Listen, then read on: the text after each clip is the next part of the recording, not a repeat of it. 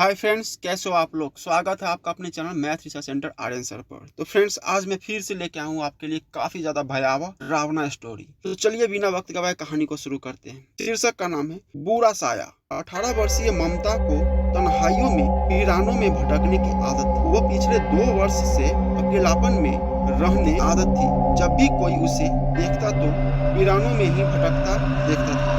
वो खोई खोई सी रहा करती थी। ममता के परिवार में उसके केवल दादा दादी ही थे। उनके माता पिता 5 वर्ष पूर्व में एक कार एक्सीडेंट में मारे गए थे। वह अपने माता पिता की इकलौती संतान थी। माँ बाप के गुजर जाने के बाद ममता को दादा दादी ने इतना प्यार दिया था कि उसे माँ बाप की कमी कभी महसूस नहीं हुई थी। प्रतिदिन ममता एक काम ऐसा करती थी, पिछले 2 सालों में उसके उस काम में कभी रुकावट नहीं आई। उसका वह काम था दिन छिपे घर से निकलना और रात को 10-11 बजे वापस लौटना। एक दिन रात के समय ममता के दादा घर से किसी जरूरी काम से निकले। वह अपनी गाड़ी में थे। उनकी गाड़ी एक बहुत सुनसान इलाके से गुजर रही थी। सड़क के दोनों तरफ बहुत आगे तक घने पेड़ लगे हुए। ममता के दादा किशोरी लाल जी सड़क पर जा रहे थे। उस सड़क पर दूर दूर तक अंधेरा था। अचानक उन्होंने अपनी गाड़ी की हेडलाइट के प्रकाश में ममता को सड़क के किनारे यहाँ खड़े देखा तो उन्होंने गाड़ी उसके बराबर में रोककर कहा, ममता यहाँ क्या कर रही हो? वह अपने दादा को देखते हुए बोली, कुछ नहीं दादाजी, आओ गाड़ी में बैठो। वह तुरंत गाड़ी में आकर बैठ गई। किशोरी लाल वापस घर की तरफ चल दी। साथ ही उन्होंने ममता से कहा, आइंदा यहाँ मत आना। अच्छा दादाजी, ममता ने कहा। 3 दिन बाद किशोरी लाल ने फिर ममता को एक सुनसान जगह पर खड़ा पाया। दूसरी बार भी वह अंधेरे में घिरी खड़ी। इस बार किशोरी लाल ने ममता को डांटते हुए पूछा, क्या मिलता है इस तरह तुम्हें कि तुम हर रोज दिन छिपे घर से निकल ऐसी तन्हा जगह पर आकर खड़ी हो जाती हो? मुझे अंधेरा पसंद है। कहते समय ममता की आवाज इतनी भारी थी कि किशोरी लाल बुरी तरह डर गए।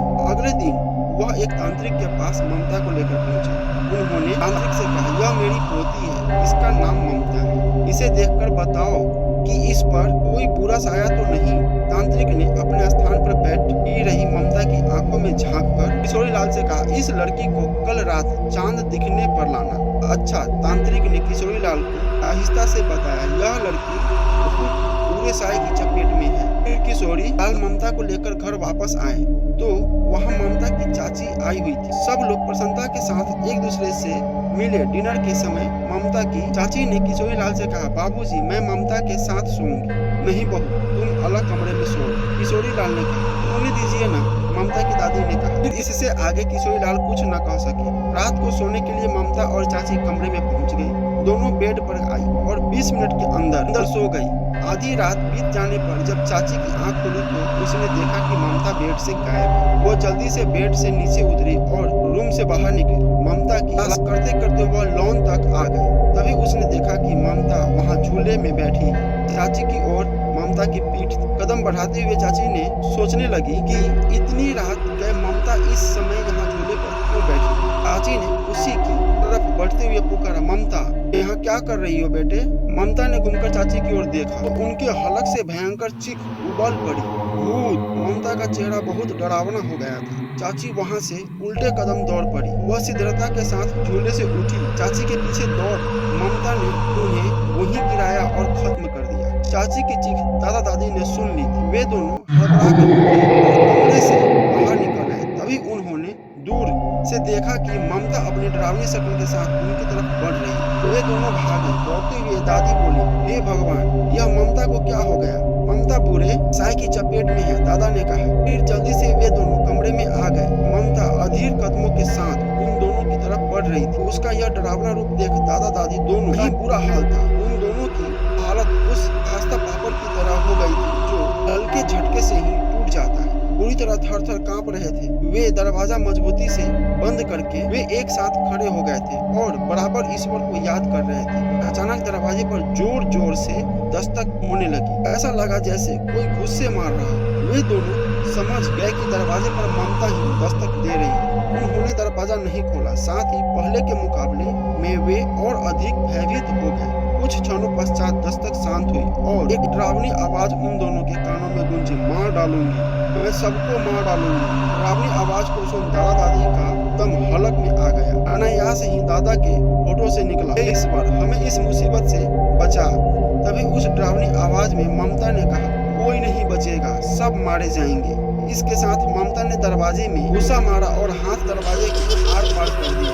उसका हाथ भी इतना डरावना था कि उसे देख दादा दादी दोनों के कंठ से चीखें उबल पड़ी। ममता ने हाथ अंदर डालकर दरवाजे का लॉक खोलना चाहा। वह बराबर कोशिश करने लगी। अपने बचाव के लिए ममता के दादा ने समूचे कमरे में नजर दौड़ाते हुए कोई ऐसी वस्तु हाथ में लेनी चाहिए जिससे कि वह ममता से अपना बचाव करने में सफल हो सके। तभी उनकी नजर दीवार पर टंगी एक तलवार पर पड़ गई। उनके पुरखों से चली आ रही यह तलवार उनकी नस्ल दर नस्ल अपने साथ लेकर चल रही थी। विरासत में मिली इस तलवार को उन्होंने जैसे ही संभाला, वैसे ही ममता दरवाजा खोलकर अंदर चली आई। उसी समय उसके दादा ने उसकी गर्दन तलवार से काट दी। गर्दन कट जाने के बाद उसका सिर धड़ से अलग होकर नीचे गिर पड़ा। फिर क्षण भर बाद धड़ भी गिर गया। दादी ने ममता की मृत्यु पर आंसू बहाए। दादी को लेकर दादा उस कमरे से बाहर निकल ही रहे थे कि ममता फिर जिंदा हो गई। उसका सिर धड़ से जुड़ गया और इसी के साथ उठकर उसने अपने दादा दादी पर जानलेवा हमला कर दादा दादी दोनों का खून पीकर उन्हें खत्म कर तो उसने ठहाके लगाया, मैंने सबको मार डाला। तो फ्रेंड्स, कैसा लगा स्टोरी प्लीज कमेंट करके बताइए और हमारे चैनल को सब्सक्राइब जरूर कीजिए। मिलते हैं अगले डरावना भूतहा स्टोरी में।